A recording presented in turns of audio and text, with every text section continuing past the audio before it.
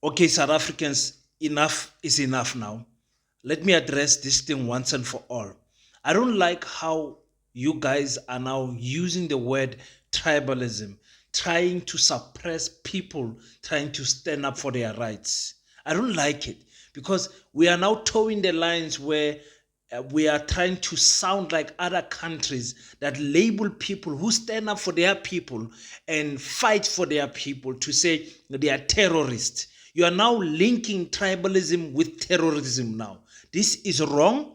Stop putting MK into that box. They are not in that box. Up to date, MK people have not shown any form of violence whatsoever in the court systems, during the voting process, during the campaigning season. Stop allowing white monopoly capitalists to push this agenda to say the MK people are so violent that they need to enforce more police in KwaZulu-Natal. Let's speak about that and much more. Welcome to King Said So, Africa's one land, one language, one currency, one army on King Said So. Africans can unite. Your Pan-Africanist podcast. Enjoy. Peace in Pan-Africanism to all my African brothers and sisters from all around the world. Welcome back to King Said So. I'm your host, King 053, Mr. Easy Imali Enengi. And we're back at it again with another one. And I want to address the tribalism issue. Before I do that, let me thank you guys for the support and the condolence messages that you sent for me. For those who don't know, I was in Limpopo for a funeral. It was nice actually to see some family members, even though it was in a circumstance where it was, not favorable, but we enjoyed seeing our members. So thank you so much, guys, for taking your time and typing a condolence message. Ubuntu is something that will keep us together forever. Let me address this nonsense of tribalism, because what mainstream media is trying to do now is to push a narrative that Jacob Zuma is only loved by Zulus. And because he's loved by Zulus, they then put a tag on the Zulu people to say, you guys are violent people. Remember, the tag that Zulus are violent people was given to them by the Afrikaner Boers because they could not fully conquer KwaZulu-Natal. They could not. They could not. The Zulu people fought tooth and nail to keep their land and keep their kingdom in that land. They are well respected for that. And in fact, all of us South Africans should be grateful and thank them because they played a major role in some type of tradition being kept here in Africa, including other tribes already, but today we're speaking about the Zulu people. Now, what they are trying to do is to create panic amongst our people, to create panic, to say, listen, don't follow Jacob Zuma. You have voted for him, but don't follow him. And then if you follow him, he's going to create a July unrest type of a situation, of which all of us don't want. But then, if you follow him, what we're going to do is use intimidation tactics, so that you guys must not follow him with a free heart. Now, the reason this is happening is because of the statement that Jacob Zuma said when he said, do not provoke the people, do not provoke us. And he used the word, he says, don't start trouble where there is no trouble. I'm going to address why Zuma said this and give you a broader understanding of statements like that. Nobody must force us to say now this is what are as a result, or the results are not correct. I think the institutions must satisfy us that they did look into the issues. We are going to need the time.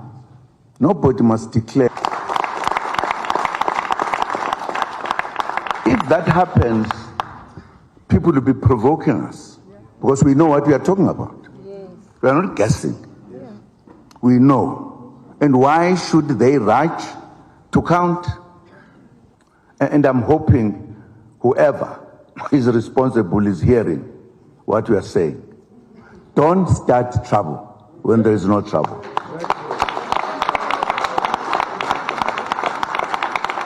Now, ladies and gentlemen, let me remind you that you are not just watching any other YouTube channel. You're watching King Said So. You're watching a channel that looks at the things through the lens of Pan-Africanism. Here we analyze and break down things differently, especially political matters. Listen, what they are trying to do with Jacob Zuma's life, and I will repeat this and conquer it until it gets into your head. What they are trying to do with Jacob Zuma's life is to send a warning, send a signal to every black person to say, should you dare rise against the system, against this beautiful white constitution that we have placed in front of you, should you not follow these rules that we have placed in front of you, we will deal with you. No black person must rise up and question anything according to the systems that have been placed to further oppress our people. Please, can I remind you that elections is not actually what you guys do as black people? Can I remind you? Maybe in Kochliwe, it's fine. We have adopted a system. Now we must understand what was the initial purpose of that election system. They knew this system can be placed in front of us, and the people that we put in front can be bought in the back. What I'm trying to say is that there's a system behind the system. There's a system behind the system. You guys know the stance of America in terms of South Africa. They don't want to work with us. They don't want to work with us because we are working with their enemies, China, Russia, India, Brazil. We are working with American enemies.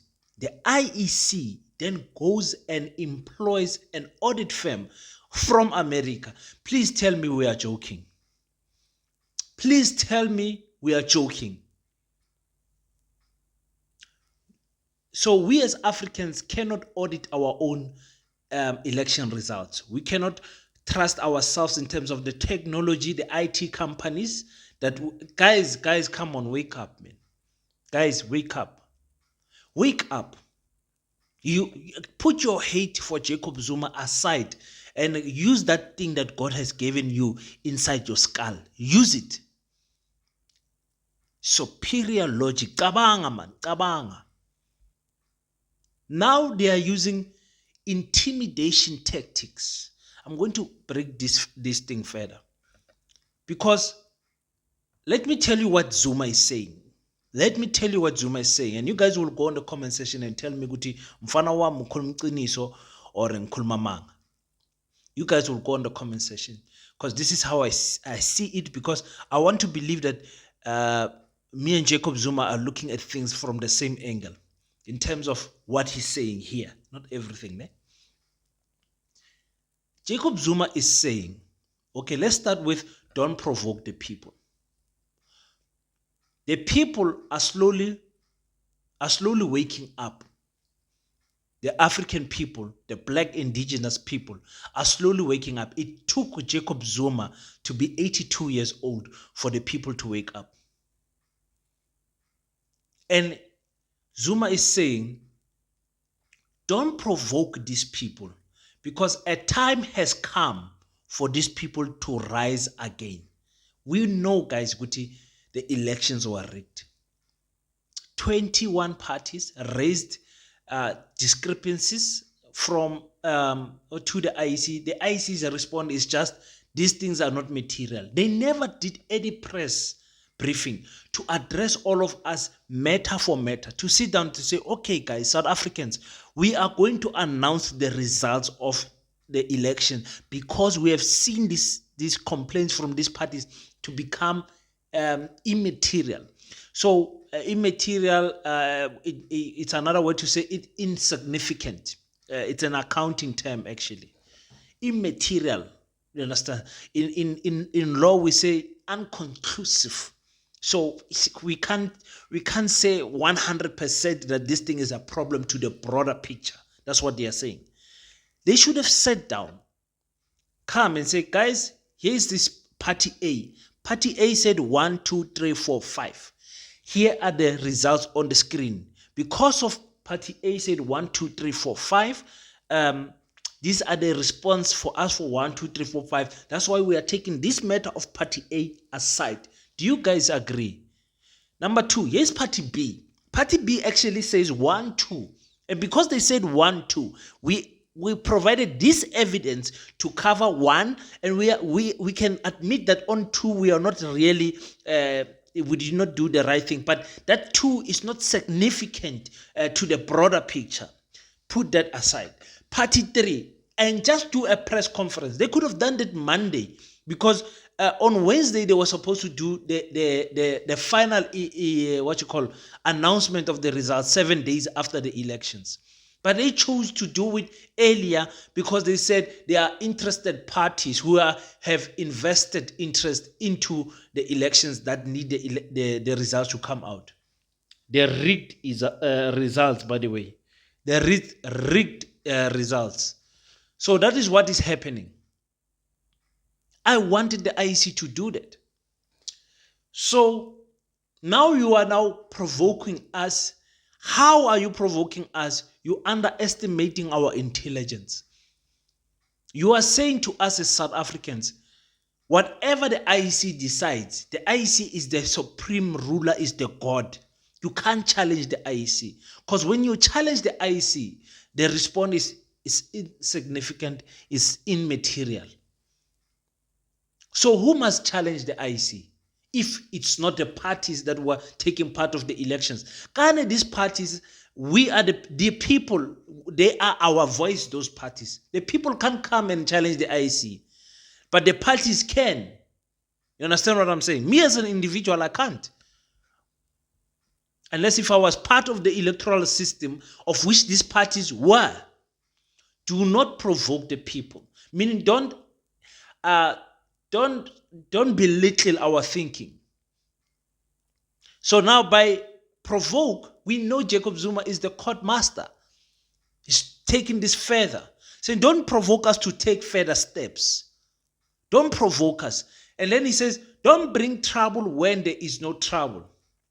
Do not then now force the hand of the people. And by forcing the hand of the people, we don't mean a violent reaction. We are saying there are many other ways of fighting this rigged bought country. It's a bought country, for sale country. Locally, we can fight. Regionally, we can fight. Provincially, we can fight. Nationally, we can fight. One of the other fights that the MK has announced is that we will boycott the parliament sittings, of which, according to my research now, I hear that the parliament only needs about 350 members to sit. The MK has got how many seats? Somewhere there. So I don't know. They're gonna find a way to interpret the constitution to favor them. But when we interpret the constitution to favor us, meaning us as black people, our rights to do certain things, then Jacob Zuma is stretching things, he's delaying things, he's been pointed out as a bad person every time when he tries to interpret when you have to interpret the constitution, you must know that's not a good constitution, that's not a good law. Why does law need interpretation? Why? So now they have taken police. I'm going to get deeper into this. They have taken police to KwaZulu-Natal. Just watch this, ladies and gentlemen. Additional police are being deployed in KwaZulu-Natal over threats of violence. There are fears that the violence might flare up in the province after the MK party made threats against the IEC and the outcome of the elections despite being victorious in KwaZulu-Natal. ENC's Aviwe Mdila is following the story for us.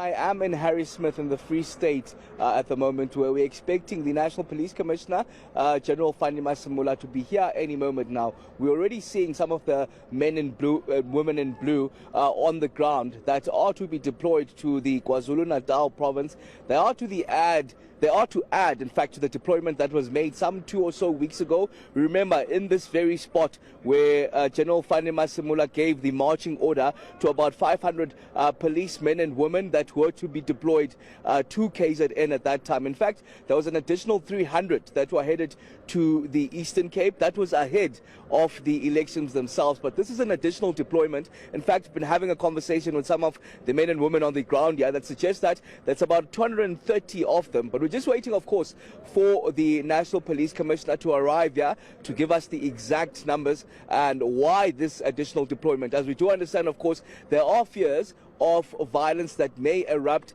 after the elections themselves, as those ongoing talks are carrying on. And of course, we do understand the MK party not quite happy with the outcome of the election. So in speaking to some of them on the ground, they suggest that these are preventative measures, just to be proactive from the police stance, given that, of course, even in speaking to General Musikili, who is the head of Nat Joints, the Deputy Police Commissioner, suggesting that this is phase 3, of course, of their plans for the elections.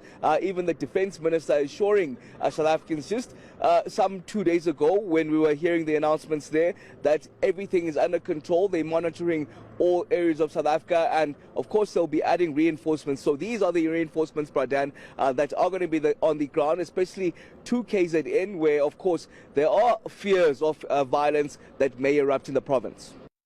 Okay, so the police deployment in KwaZulu-Natal served as a tool, like I said to you guys, to further intimidate the Mkhonto people, but also to try and provoke them even further. Okay, let me not use the word provoke. To dare them, to say, Sizameni, sontubula, babuzeni Marikana, sizontubula, babuzeni Phoenix, sizontubula. That is what is happening here. You understand? So even if, for God's sake, the MK organizes a peaceful march, it's gonna end violent because of the police reaction, not because of MK people. Because we're working with facts. The facts point to us to say, listen, there isn't a scenario where the MK party as a group has managed to turn into to turn any situation into a violent situation. Never, not even once. Never, not even once. But we are working with the chess player here. Umsholozi is there, doing his thing, working his steps to see which is the best solution to better distract this white monopoly capitalist results that were forced into our mouth. They were forced into our mouth. Nobody. Yeah, go in the comment section if you believe these elections had no elements of rigging. The main board switching off for some minutes or hours did not bother you. It was just a technological glitch. It did nothing glitch. Nothing happened. That was you were happy with the scanning of the machines. You were happy with the queues. You were happy to be told that actually less people voted this year than 2019. And that's the biggest joke ever. Less people voted this year in those long queues. You guys. If you're one of those people who believe that, go in the comment section so we can refer you to a doctor, so we can refer you to some type of psychologist. How normal? You can't tell me you are normal. It's not possible. You think the elections were free, fair, transparent, and the results were 100%, or let's not say 100%. Nothing is 100%. 98% right. The elections. You think everything was fine. You are not normal. It's not possible. So now they are intimidating KwaZulu Natal people.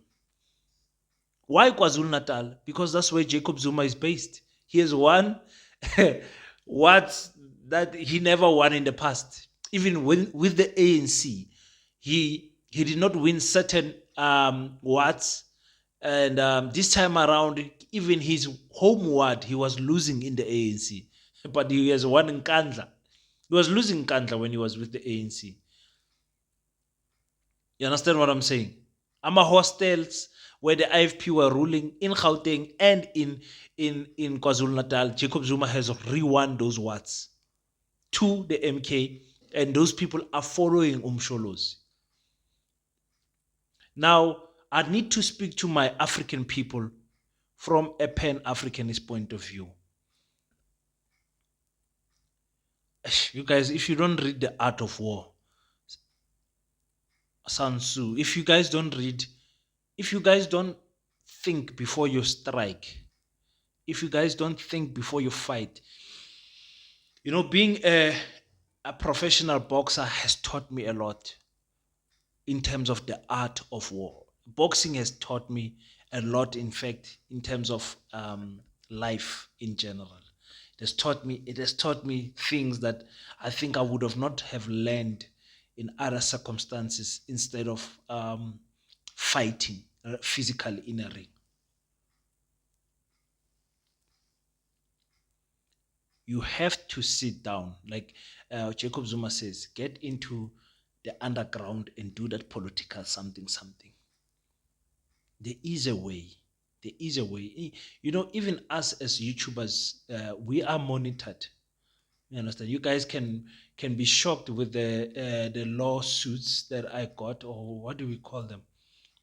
Lawyers communicating with me, intending to sue me if I don't remove certain videos uh, of or things I've said here. And when it comes to this political violence and tribalism and all of that, they're going to look even for people like myself and take us to court and said he was pushing for people of KwaZulu Natal to fight. He was promoting what is not promoting, inciting violence as a content creator.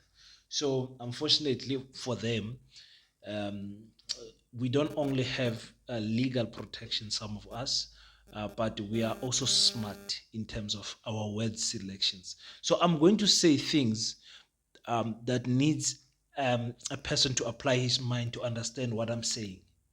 You understand? So here we go.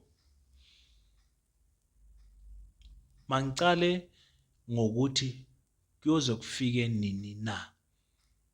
Until when, African people, are we going to accept the conditions we are living in?